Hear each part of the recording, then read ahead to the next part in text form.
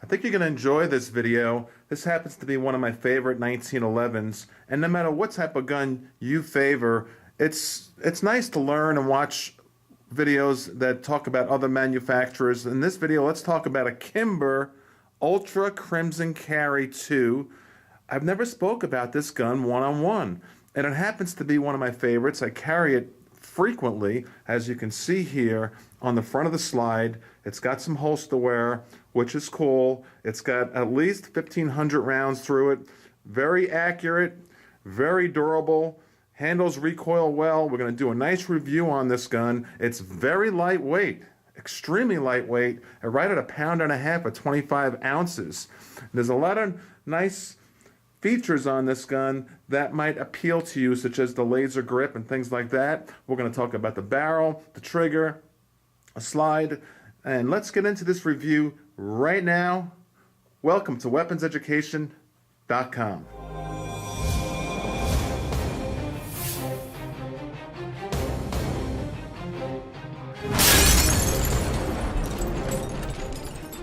Whether you're thinking about buying a Kimber in the future or a 1911 for that matter, I think you'll enjoy this review. Let's talk about this Kimber and what makes it so special for me anyway, and what I've learned about it with at least 2,000 rounds through it. And I carry this gun a lot, as I've shown you. It's got some wear and tear on the front of the slide, which is no big deal to me. That bluing will tarnish a little bit from going in and out of the holster, but I just want to say there's a lot of cool features on this gun.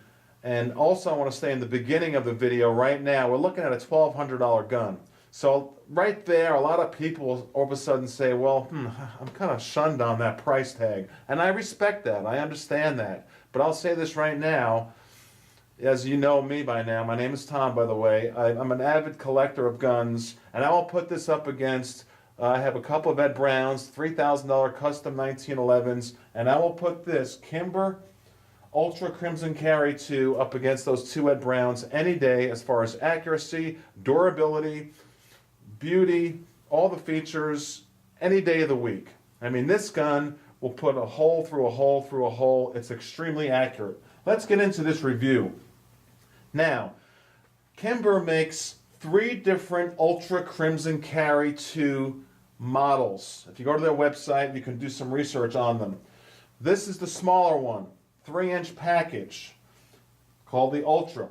Then you have the mid-sized, commander-sized 4-inch package, Pro Crimson Carry 2, and then moving up to a 5-inch custom Crimson Carry 2. And to give you an idea of how small this 3-inch package is, this is only 6.8 inches in length. When you're looking at specs, look at the length of a gun if you're thinking about carrying it. Look at the width of the gun. This is right at 1.28 inches. A normal 1911, they're all about 1.25 inches. So it's thin. 7+1 package. But as I was saying, at 6.8 inches in length, if you were to get this in a full-size 5-inch, you're looking at 8.7 inches in length and a much bigger package. It's all good. I'm just letting you know why I purchased this. It's for its small size and it's lightweight. Let's get right into the frame right now. This frame material is aluminum.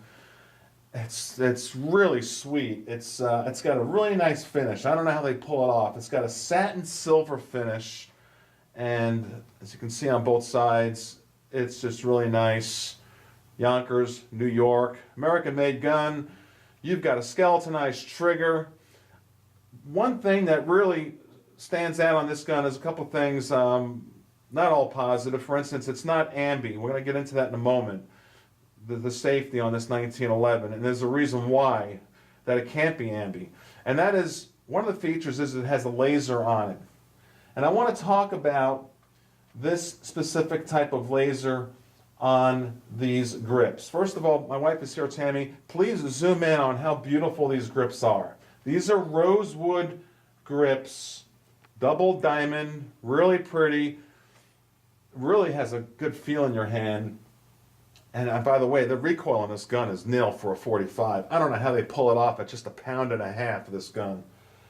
You get your Kimber logo on the crimson laser here. And what I'm about to say here is I'm not all that big of a fan of lasers, but you know, if you want one, great. This is the way to go if you're going to get a laser. You can turn it on or off right here with this button, okay? On or off. And so right here it's on, and the way the laser is fitted here is right here. That's on the right side of the gun. So, you know, you can't really have a safety here. It's going to get in the way of this laser. And what I find out from all the lasers I've tinkered with is that this type of laser system, if you're going to get a laser system, get one like this, factory from the company, where it's built into the grip. It does not add width to the grip. And what you're going to realize is it's going to stay zeroed in for a longer period of time, because in lieu of it, say, being on a rail where, you know, the screws can loosen up and stuff like that from the vibration. So if you're going to get a laser, this might be the way for you to go. You can turn it on and off right here. Now let's talk about the fact that it's got this laser right here on the right hand side. If you're a lefty, your right thumb might get in the way of that laser going forward. It might. So it's something that you want to do is when you go to the range and put this in your hand, it depends on your grip, is to see if that's going to be an issue with you if you're a lefty. So keep that in mind before you might buy this online. You want to hold this in your hand depending on your grip, and you can make it a non-issue with some practice and keep your right thumb below that laser. So I want to put that in your mind also. As far as the slide, I mean, it is like glass. This is like glass. As we look at the gun, and I'm just thinking out loud here, the barrel. Let's talk about the barrel. One of the things that, you know, makes it what it is, extremely accurate, extremely durable, is it's got a bushingless bull barrel, and a bull barrel is really thick and strong. It's going to help with accuracy. It's going to help with overheating.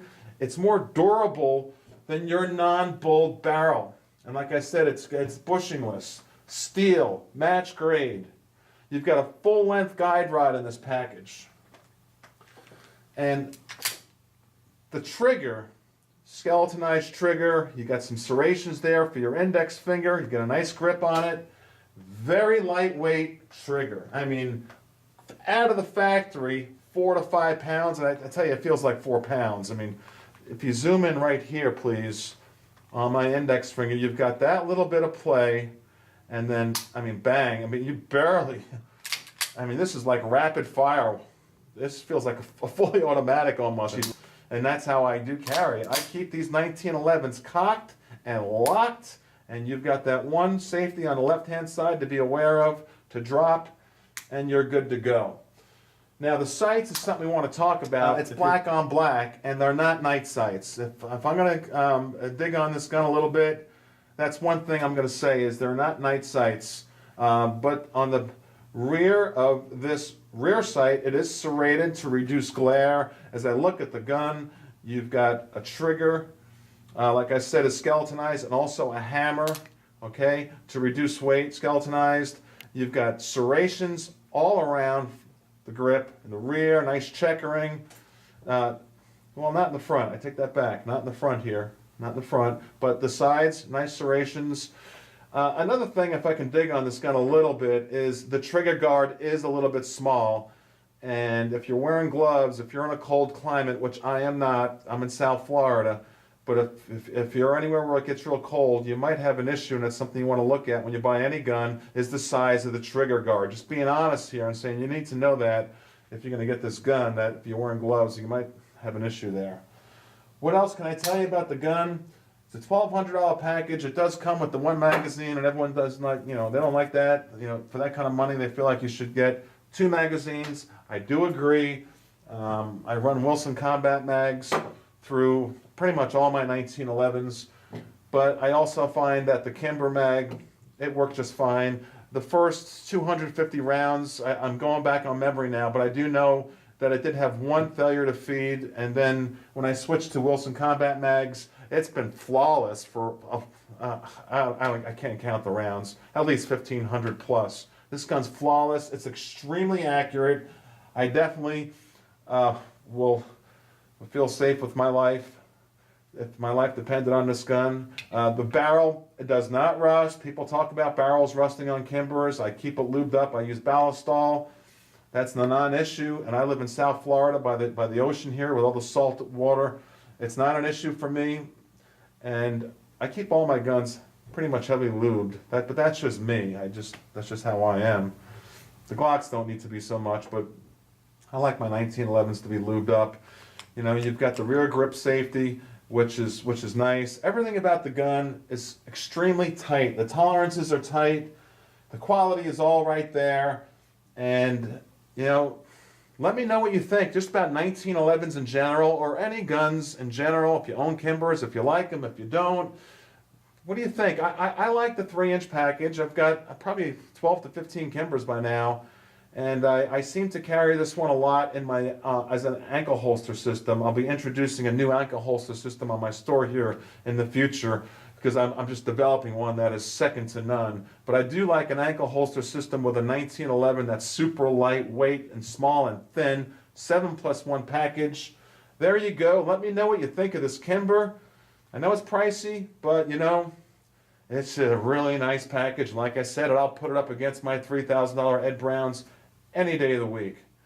Please go to weaponseducation.net, check out the gun forum, and this is .com. Like I said, my name is Tom, and I really care about all of you, and that's why I'm doing this. And I really enjoy the time we spend together chatting back and forth. I try to get back to everyone as much as I humanly can. So thank you for being part of the channel, and please spread the word about weapons education. Bye-bye.